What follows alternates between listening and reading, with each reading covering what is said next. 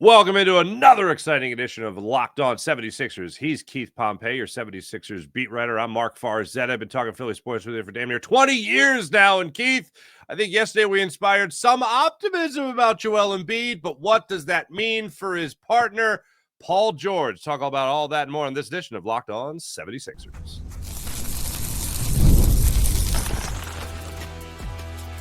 You are Locked On 76ers, your daily Philadelphia 76ers podcast, part of the Locked On Podcast Network, your team every day.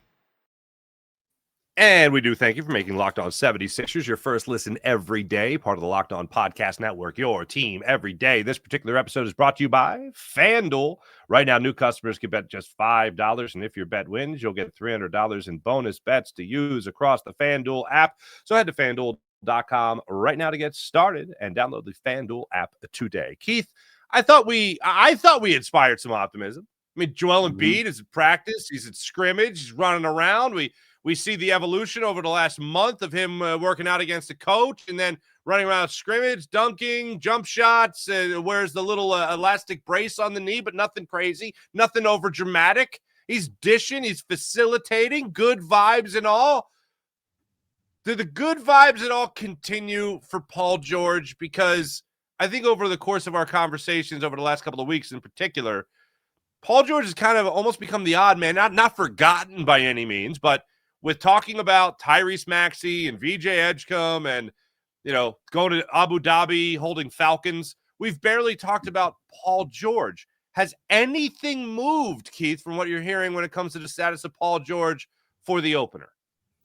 Nah, I mean, I would rule out Paul George playing in the season opener. Now, things could change, but the reason why I'm saying I would rule it out is because, Nick Nurse even said on Sunday, and I quote, I think there's kind of an open position at the 4, especially right now with Paul not being quite ready yet. Now, he did say last week when Paul did skeleton drills, and what I mean by skeletons is 5-on-0 drills, to whereas he was like, oh, I don't know if he's going to play in the final preseason game or not. But then a couple of days later, he says, with Paul not being quite ready yet. So when you look at it, today is the 14th of October. The season opener is the 22nd of October, which is 8 days away. As of Tuesday morning, Paul has not participated in any practices, talking about scrimmaging. And I just feel like it's one of those things you want to get him out there, several days of practice to see what he can do before he comes back. So with that being said, and the fact that they got Adem Bona and Joel Embiid playing twin towers, so to speak, as a way to help alleviate his absence, I don't see Paul coming back, man. I don't see him coming back this early. Put it okay. Early.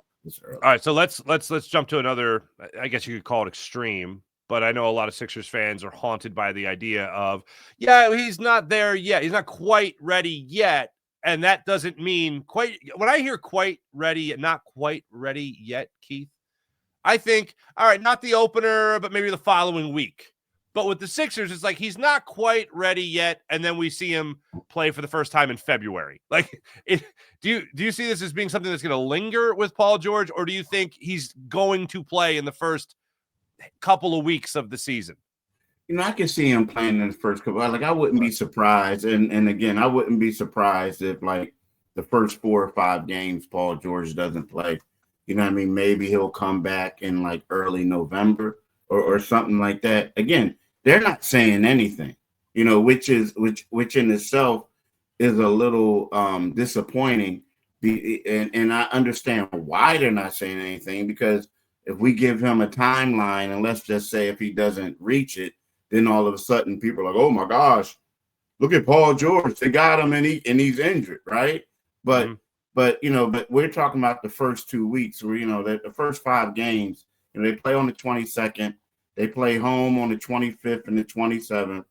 On the 28th, they go to Washington, and then they play the Boston Celtics at home on the 31st, right? So to me, when we look at that, I figure they probably won't play in those games. They just probably won't play on those games. All right. Now, yesterday we talked about Joel Embiid potentially playing Friday against the Magic. I think both of us think it's a bad idea. I think I'd even recommend to the Sixers if they were to tap me on the shoulder, Keith, and say, "Hey, should Joel Embiid play?" I'd be like, "Well, in my medical professional opinion, no." But what about the opener? Could this be something that you think Joel Embiid is ready to go for? If not Paul George, that Joel Embiid would be ready to go? You know what? I think it all depends on Joel. Honestly, I honestly do. And the thing about that is, how does Joel feel? Now, I know we all saw him and we were all like, "Yo, okay, the things that you did, big fella, in this game. Now, were you your normal? I'm taking over. I'm extremely dominating." Not really. Joel, I mean, he played well, and I'm not saying that he was slacking, but what he did was, you could tell he was distributing the rock. He was making sure teammates got to eat. At times at times he took over. He made a jumper, he had a dunk, he did things like that. So from everything that I saw, it leads me to think that Joel can go, right? He can do everything that he needs to be. The one thing that goes on that we got to talk about, the big question is, how will his knee respond the day after a strenuous workout and scrimmage, right? How did his knee respond, the day after they had, that blue-white scrimmage, right? So, but the thing is, he sure looks game ready. It's just a matter of how does he feel? And I think that, from everything that everybody is saying, they're leaving it up to him. So how does he feel? Now, again, personally, the way he looked like he could go. But it's just up to how Joel feels about everything. And I think that that's the only deciding factor. Are we going to have to, not that this is a big cross to bear, but are we going to have to get used to a heating pad anytime he's not playing? You know what I do? But I do think that the heating pad at this particular time could be something that's also, help out with precautionary too as well. Okay. You know what I mean? So Sure. I do believe that, it's going to be one of those things when he comes out, he's going to put it on his knee. I mean, let's face it. This guy had 3 surgeries in 9 years, 2 in the span of 14 months. So for us to think that this knee is going to get 100% better, nah, it's not. He has a bum knee. Like, you know what I mean? It's just he has a bum knee. So I feel like, with him being a big guy, and not only that, when you play on this court, it's not like going to a regular arena.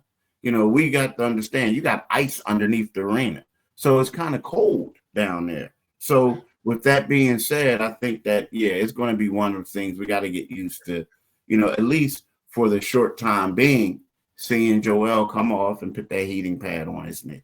Yeah, I don't care if he's got to throw pies in his own face. If that somehow keeps his knee, whatever it takes, the heating pad. I just hear people midway through this say, "Oh, he's going to use the heating pad," and when he's not playing. Yes, whatever it takes to keep Joel Embiid as healthy as possible over the next 4 years, so you get as much as possible out of the remaining 4 years of that contract at that huge salary. Yeah, go ahead and use the heating pad. Whatever you need there, big fella. And then let me ask you this. Well, I want to go back to Paul George for a second here because, and you pointed this out, but when Nick Nurse said, when he was talking about the 4 position, and to go back to yesterday's show, I was all amped up about the idea of Adem Bona actually being more of the 5 and Joel Embiid being more of the 4. Very interesting. But does that let you know? Because it to me, it speaks to the idea of Paul George being more of that stretch 4 as opposed to your standard prototypical wingman or swingman. Wingman. Yeah. That's kind of where it gets me thinking. If Nick Nurse is relating the 4 spot to Paul George, then that to me shows that he could be that facilitator point forward type and not so much the wingman that they talk so much about. Yeah, and the thing is, right now we talk about it. A lot of teams are going with what you say, positionless basketball. Yes. I look at Paul George. Really, it's funny because when he was with the Clippers, he was the 2 guard, right? He was the 2 guard while Kawhi was the 3. So when you look at it, yes, when you look at it, I think that when you have a guy like Kelly Oubre, or you also have a guy like Quentin Grimes, the two candidates or two guys who are going to be playing the three, or maybe the two, depending on, what you do with VJ Edgecombe, right? I feel like when you got to play Paul. You have to. So what you're going to do is he's going to have to play the forward spot, and it could be a point forward. It could be whatever, but the way they look at it as if they're going to be moving the ball a lot. You know what I mean? So right now, I do feel like, you have Paul. When he comes back, he's going to play the four. And these other guys are just going to have, three perimeter players on the floor.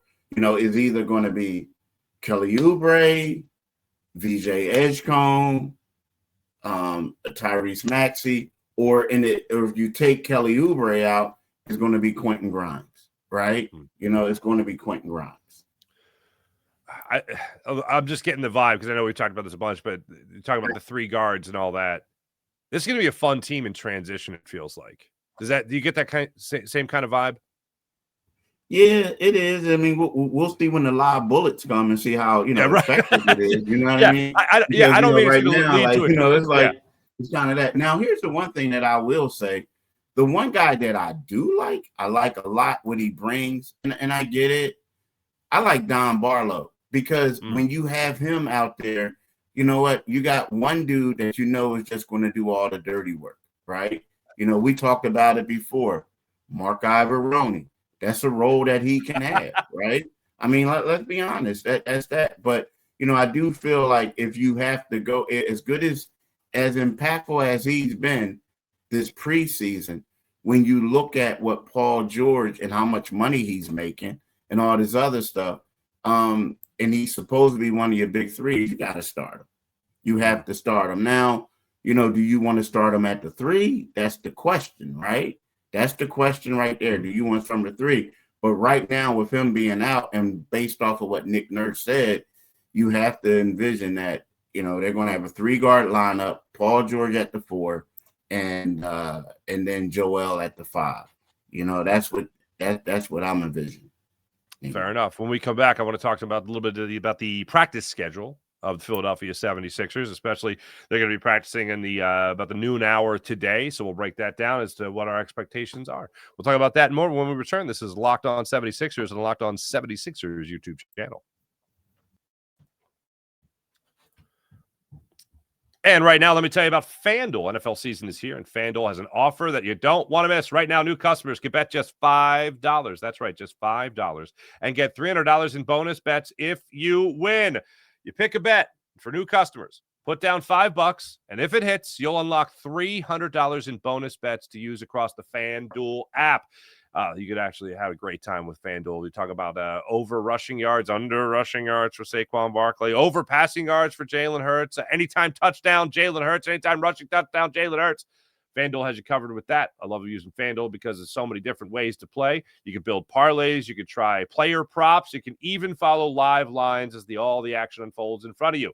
It makes watching football even more exciting on your game days. Whether you're a casual fan or love diving into the statistics, FanDuel has you covered and makes your game day experience that much better. So what are you waiting for? Head to FanDuel.com to get started. That's FanDuel.com to get started. And download the FanDuel app today at FanDuel.com.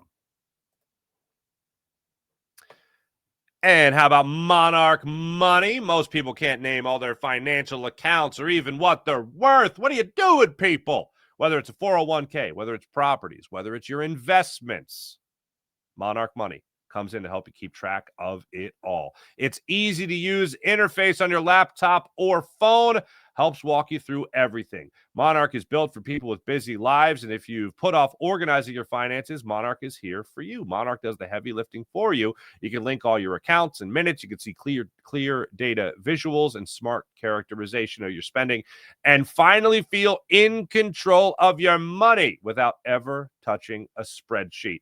So check out Monarch Money and maximize your investments, increasing your savings rate. Easily review your finances. Maybe you got a vacation. Maybe you got college. Maybe you want to buy a new car.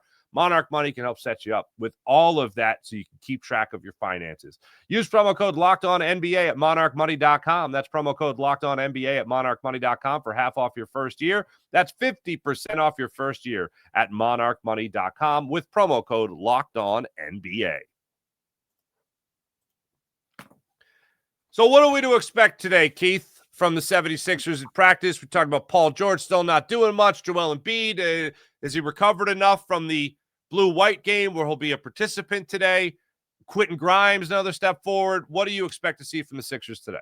It's weird, man. I don't know what to expect, and it's hard to say. I mean, like they play Friday. They play again Friday. They played Friday, but like as we talked about before, they got to blend the guys. Like you got the old and the young. Now they want to say how young they are, but at the same time, it would be nice if Trendon Watford could practice today. It would be nice to put Joel Embiid in some things.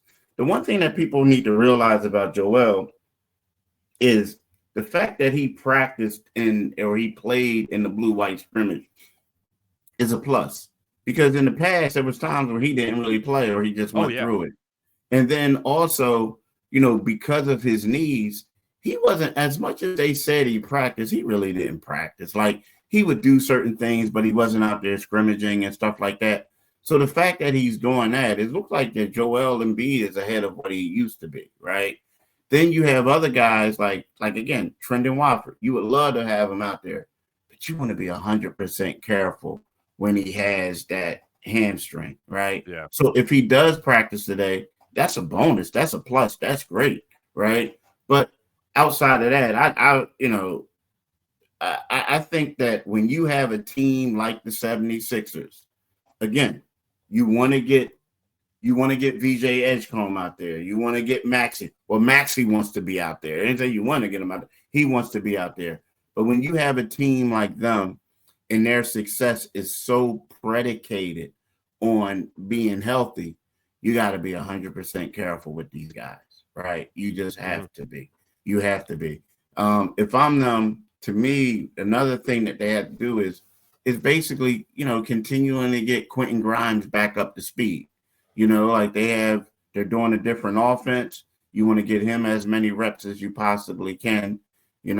My biggest thing is you got to continue that thing with Dominic Barlow, Jabari Walker, like see who's going to be there, who's going to do things. And you got to establish a backup point guard or something like that. You know what I mean? Like you got to do that. So that's what I think. But in regards to the other guys, I think that a lot of stuff is just predicated on being safe. Because let's face it, you got guys going down left and right.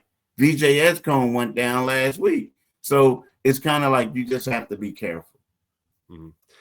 What would it take, I don't know, to solidify the idea of a guy like Adem Bona starting with Joel Embiid, or that they would share the court even more than we thought a week ago? Would it take that's the starting five that Nick Nurse rolls out in the blue jerseys throughout practice?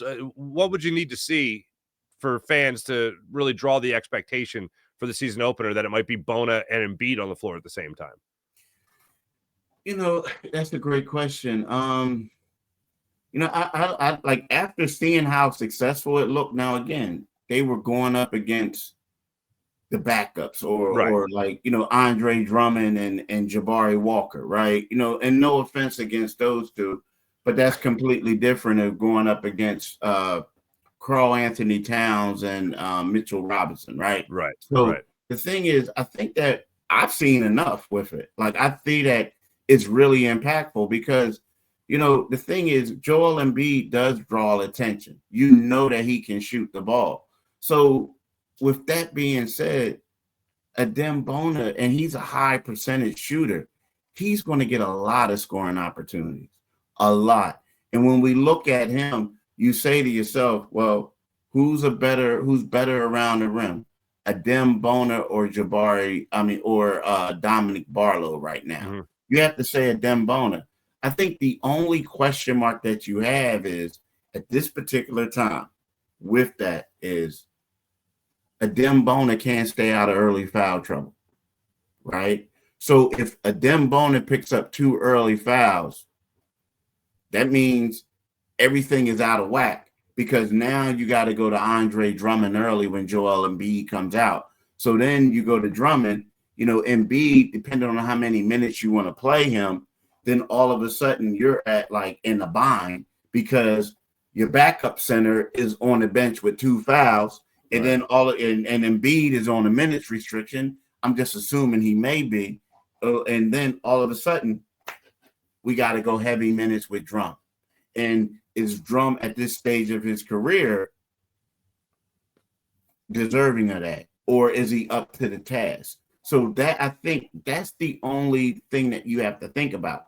You know what I mean? But aside from that, I think that might be the best bet to go. But you just have to make sure that Adem doesn't pick up these senseless fouls early on, which he has done in all 3 exhibition games. Like, he picked up 2 quick fouls early in all of them. Something I thought about yesterday after we wrapped up the show when we were talking about Bona potentially starting and being there on the floor with Embiid. How much of this is Bona's stock rising and not Andre Drummond's stock plummeting? Like, can Andre Drummond still give you good minutes? Because as we know with Joel Embiid, you're still going to need more than one backup center. You're going to need other guys to go out there and get minutes. Is Andre Drummond still look like a guy that could do that at the NBA level? You know what? I think what it is a lot of it. I think it also has to, I think a lot of it is style of play, right? Okay. I do. I think that when you look at what the 76ers want to do, you look at Tyrese Maxey, quick, gets up the floor, goes. You look at a VJ Edgecombe, the same thing. Speed. Goes high flyer. You look at when Jared McCain comes back, he can do that as well. He can go in the up-tempo style. I think when you have a guy like Bona, although he's undersized, but his build, his body type, the way his style of play, he's an alley-oop waiting to happen. And the same thing with Kelly Oubre. Like, he can get up and go. I just feel like he's the perfect fit for them for that style, right? Now you look at Drummond. Yes, Drummond is getting older. Back in the day when Drummond was like in his prime, you're like, okay, Bona, you got to sit this one out. Right. But right now, he's a little bit older. He doesn't move as quickly as he used to. What he does is he drives a lot of rebounds. But the thing is, if we're going to be honest, if we got to add the 2 in the track meet, I think my money is on Bona. You know what I'm saying? My money is on Bona. So I do think it's style. Now, if it was like half court, slow, this and that, then I may go to Drummond at this particular time. But the style that they want to play, I think I got to go with Bona. Fair enough. When we come back, I want to talk a little bit more about Dom Barlow, because I know you've been high on him when it comes to the guy that'll do, as you just put it a moment ago, the dirty work in the 76ers lineup. Talk about him and his role in all this. When we come back, this is Locked On 76ers. And right now, let me tell you about Peloton. Peloton's fantastic, by the way. Peloton, shaping the future of fitness with brand new Peloton Cross-Training Tread Plus, powered by Peloton IQ.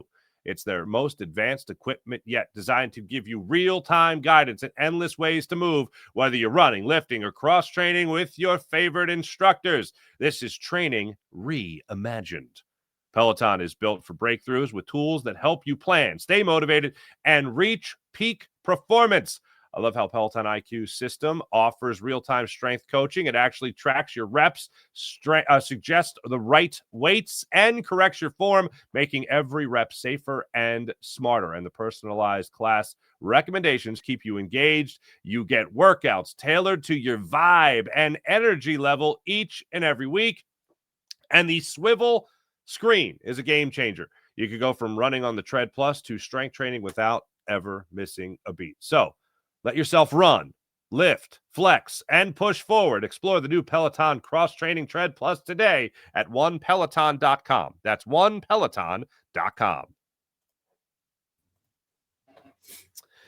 Dom Barlow, we talked about him being sort of like a Kelly Oubre. Whatever you need, I can do. You need me to play, in this case, a little bit lower down there where you talk about fours, talk about not so much fives, but maybe even a little three.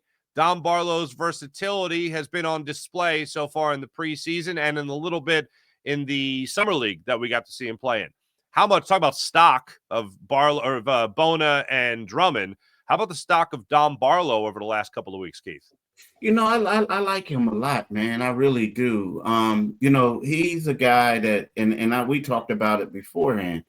Like, he's a guy that I think that if the 76ers if the 76ers was ready to convert a contract, he would be the guy that would get it. Like, I honestly think so. I mean, because, you know, he's a dude that Nick Nurse is talking about that will possibly, start. A guy that's definitely going to be in a rotation. You know, I just feel like he does what you need them to do. He does all the little things. The crazy part is he has, and when we talk about what Kelly Oubre does, Kelly Oubre mastered playing without the ball with Joel Embiid and Tyrese Maxey. He always got the offensive rebounds and he got putbacks. And what did Dom Barlow have? He had 6 offensive rebounds in the last exhibition game. He had 9 total. He had at least 2 putback baskets, right? So to me, I think that when you have a team where you have so many offensive players and they're all trying to score, you need someone who's going to clean up the glass. You need someone who's going to do the dirty work. And then defensively, it was like in the scrimmage, it was him and Kelly Oubre were all over the floor, you know, just running everywhere, like trapping people, doing a lot of other different things. I like him. I do. I like Dom Barlow a lot for what the Sixers are doing. And again, this is the preseason. Things get a little tougher in the regular season. But based off of what I saw right now, you know, he's their best option. And you know, at that 4 spot, unless you go with the Twin Towers. Right. Yeah, which seems to be the way things are potentially trending right now. But practice today, we'll find out more. By the way, Friday, Timberwolves. I thought they had another against the Magic, but no, it's the Timberwolves on Friday in their final preseason game. We thank you for watching. Yeah, that's going to be a doozy because the Timberwolves are playing a back-to-back in the preseason. They got a game on Thursday and then a game on Friday. So don't expect anyone to play, people. Thank you for saying that. That's insane. I didn't realize that. That is. Yeah. Now, if that happened in Philly, it'd be like the NBA hates us. Why do they want us to do it? All right. Thank you for making Locked On 76 your first listen every day. For your second listen, how about you go find Locked On Fantasy Basketball? Josh Lloyd hosts the #1 fantasy basketball podcast, giving you daily tips and helping you win your league, all while making you a smarter NBA fan. Find Locked On Fantasy Basketball on YouTube or wherever you listen to your podcast, part of the Locked On Podcast Network, your team every day. He's Keith Pompey. I'm Marc Farzetta. We'll be back with you guys tomorrow for another fun-filled edition of Locked On 76ers. See you guys then.